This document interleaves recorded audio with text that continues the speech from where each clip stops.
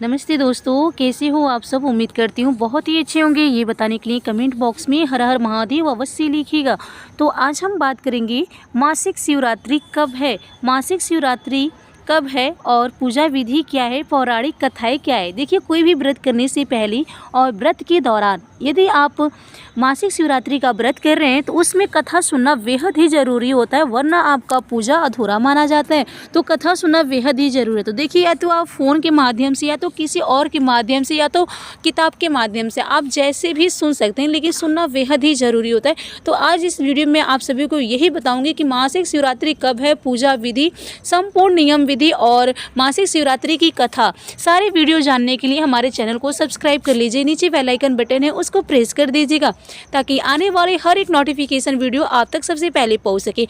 मैं यहाँ पे व्रत रिलेटेड से ज़रूरतमंद कथा आप सभी का, ताकि पूजा सफल हो जाए, ऐसी नई नई वीडियो आप तक सबसे पहले पहुँचेगी। और ऐसी वीडियो प्राप्त करने के लिए हमारे चैनल को लाइक कीजिए एंड ज़्यादा से ज़्यादा सपोर्ट कीजिए। एक लाइक पक्का कीजिएगा, क्योंकि आप सभी का एक लाइक मुझे बहुत ही हिम्मत और प्रेरणा दिलाती है आगे बढ़ने के लिए। तो एक लाइक पक्का कीजिएगा। तो आज हम आप सभी को सबसे पहले बता देते हैं कि मासिक शिवरात्रि कब है। मासिक शिवरात्रि कब है? 2024 नवंबर में। तो पंचांग के अनुसार मार्गशीर्ष माह की कृष्ण पक्ष की चतुर्थी तिथि का प्रारंभ 29 नवंबर 2024 को सुबह 8:29 से होगा। चतुर्थी तिथि का समापन 30 नवंबर सुबह 10:29 पर होगा। ऐसे में मासिक शिवरात्रि का व्रत 29 नवंबर को रखा जाएगा।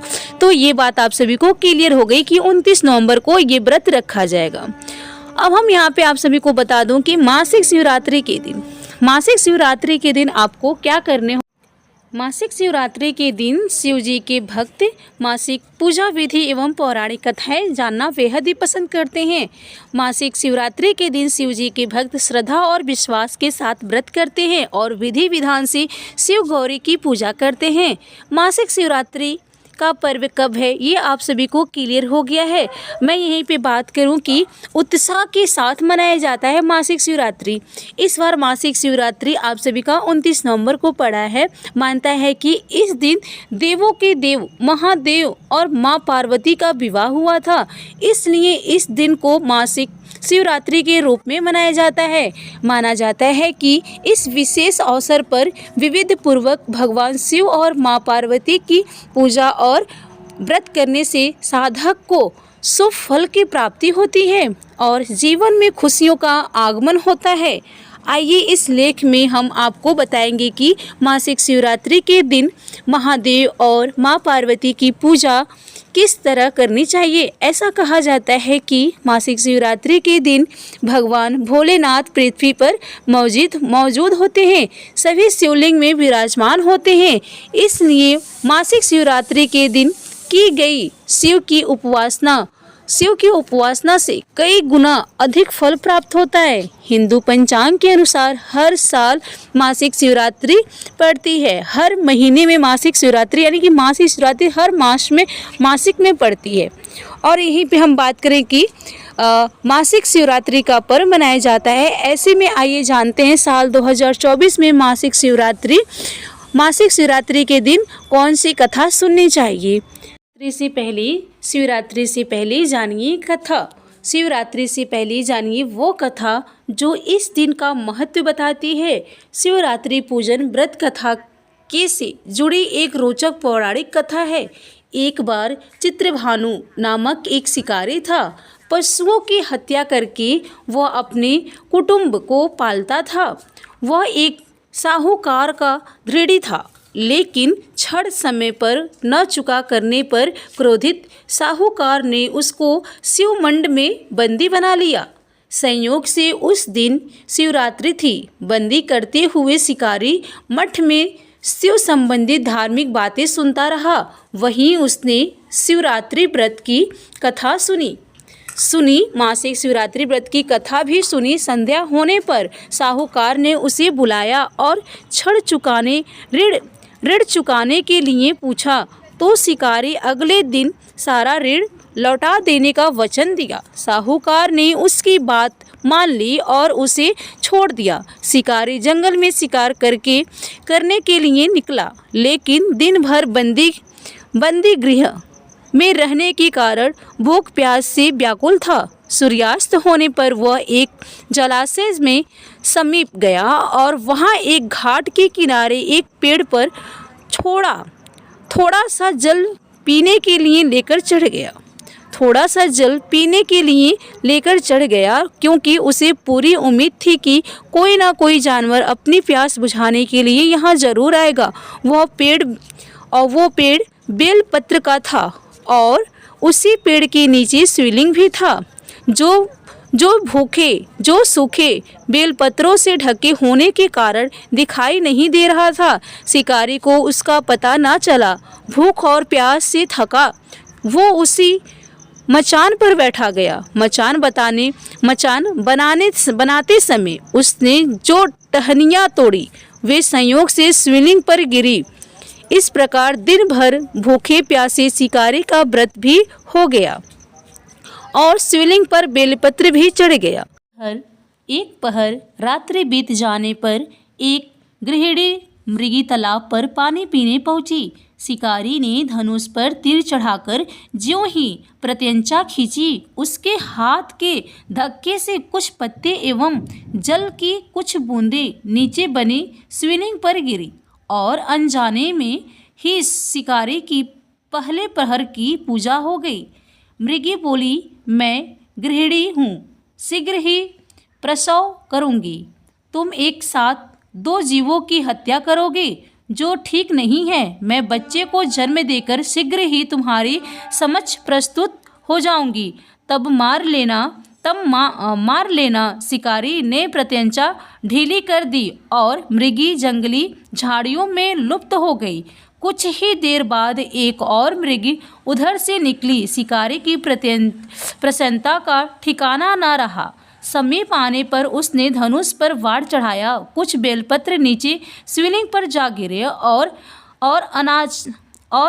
अनायास ही शिकारी की दूसरे पहर की पूजा भी हो गई।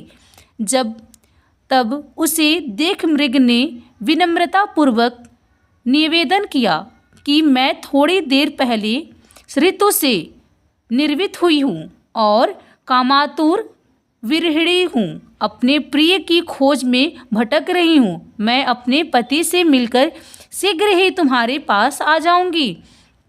शिकारी ने उसे भी जाने दिया। 2 बार शिकारी को खोकर वह चिंता में पड़ गया। रात्रि का आखिरी पहर बीत रहा था, तभी एक अन्य मृगी अपने बच्चों के साथ उधर से निकली। शिकारी धनुष पर तीर चढ़ाकर छोड़ने ही वाला था कि मृगी बोली, मैं इन बच्चों को उनके पिता के हवाले करके लौट आऊंगी। इस समय मुझे मत मारो। शिकारी हंसा और बोला, सामने आया शिकारी को छोड़ दूं? मैं ऐसा मूर्ख नहीं। इससे पहले मैं 2 बार अपना शिकार खो चुका हूँ। मेरे बच्चे भूख प्यास से तड़फ रहे होंगे। उत्तर में मृगी ने फिर कहा, जैसे तुम्हें अपने बच्चों की ममता सता रही है, ठीक वैसे ही मुझे भी इनकी फिक्र है। इसलिए सिर्फ बच्चों के नाम पर मैं थोड़ी देर के लिए जीवन दान मांग रही हूँ। मेरे विश्वास करो, मैं इन्हें उनके पिता के पास छोड़कर तुरंत लौटने की प्रतिज्ञा करती हूँ। मृग का दिन स्वर सुनकर शिकारी को उस पर दया आ गई। उसने उस मृगी को भी जाने दिया। शिकारी के अभाव में बेल वृक्ष पर बैठा शिकारी बेलपत्र तोड़कर नीचे फेंकता जा रहा था। उसकी तीसरी पहर की पूजा भी स्वतः ही संपन्न हो गई। एक हृष्ट पुष्ट मृग उसी रास्ते पर आया और शिकारी ने सोच लिया कि इसका शिकार वो अवश्य करेगा। शिकारी की तनी प्रत्यंचा देखकर मृग विनती स्वर में बोला, भाई, यदि तुमने मुझसे पूर्व आने वाली 3 मृगियों तथा छोटे छोटे बच्चों को मार डाला है तो मुझे भी मारने में विलंब ना करो, ताकि मुझे उनके वियोग में एक क्षण भी दुख ना सहना पड़े। मैं उन मृगियों का पति हूँ। यदि तुमने उन्हें जीवन दान दिया है तो मुझे भी कुछ क्षण का जीवन देने की कृपा करो। मैं उनसे मिलकर तुम्हारे सक्षम उपस्थित हो जाऊंगा। मृग की बात सुनकर शिकारी ने सारी कथा मृग को सुना दी। तब मृग ने कहा, मेरी तीनों पत्नियां जिस प्रकार प्रतिज्ञाबद्ध होकर गई हैं, वे मेरी मृत्यु से अपने धर्म का पालन नहीं कर पाएंगी। अतः जैसे तुमने उन्हें विश्वास पात्र मानकर छोड़ा है, वैसे ही मुझे भी जाने दो। मैं उन सबके साथ तुम्हारे सामने शीघ्र ही उपस्थित होता हूँ। उपवास, रात्रि जागरण तथा शिवलिंग पर बेलपत्र चढ़ने से शिकारी का हिंसक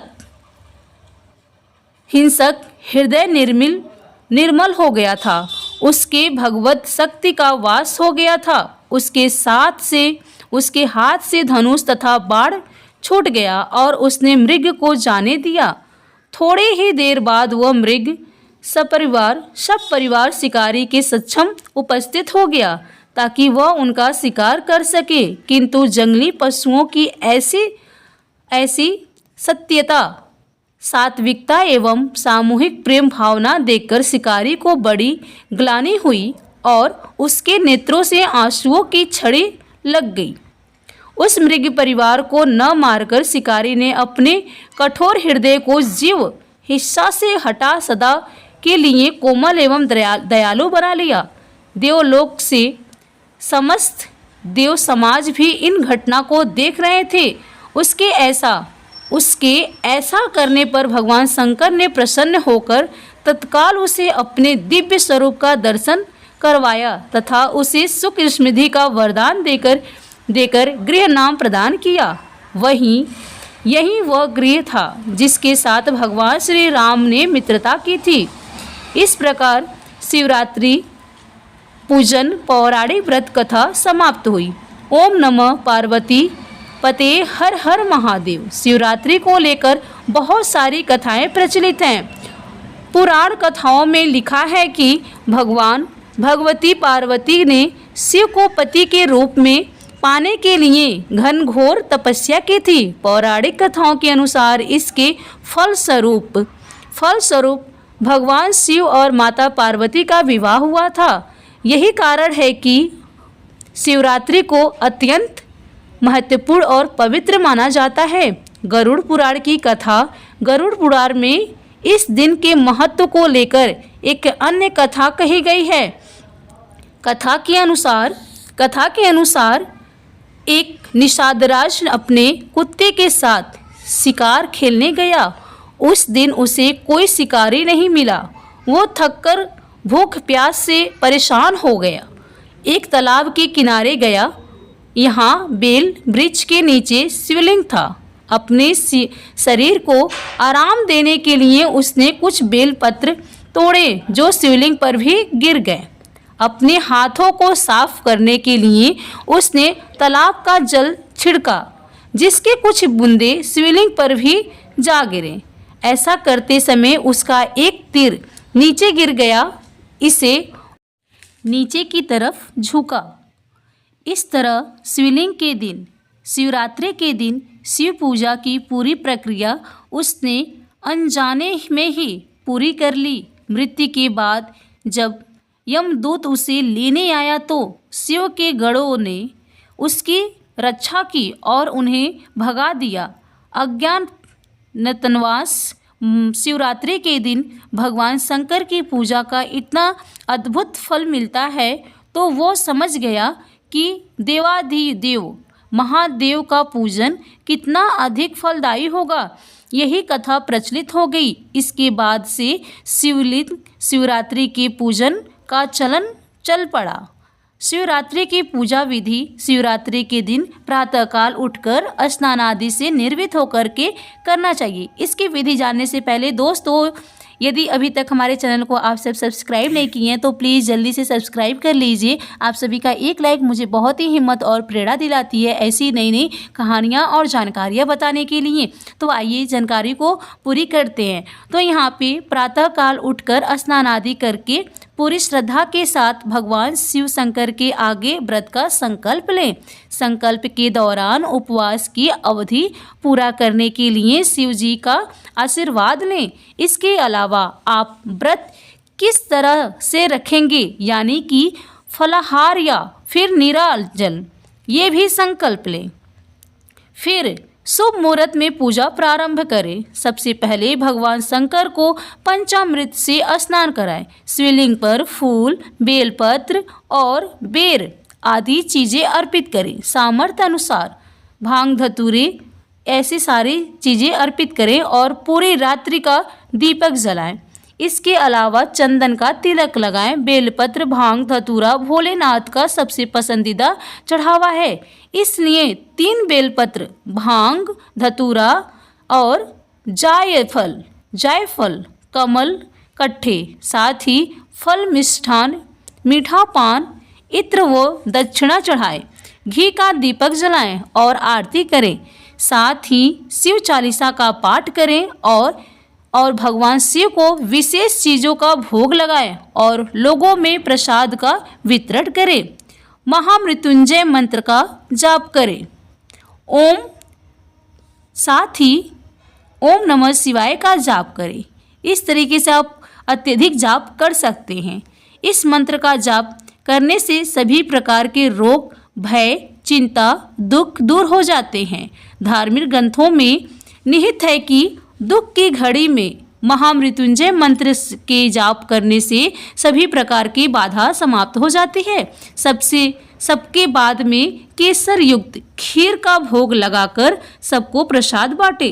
आप सभी को शिवरात्रि की हार्दिक शुभकामनाएं। मासिक शिवरात्रि की हार्दिक शुभकामनाएं। हर हर महादेव। दोस्तों, आपको ये जानकारी कैसी लगी, कृपया कमेंट करके ज़रूर बताएं। वीडियो पसंद आया हो तो लाइक करें और ऐसे ही और भी बहुत सारी कहानियों को सुनने के लिए चैनल को प्लीज़ सब्सक्राइब करें और ज़्यादा से ज़्यादा सपोर्ट करें। चलिए फिर मिलते हैं नेक्स्ट वीडियो में। तब तक के लिए आप सभी का बहुत बहुत धन्यवाद। नमस्कार। स्वस्थ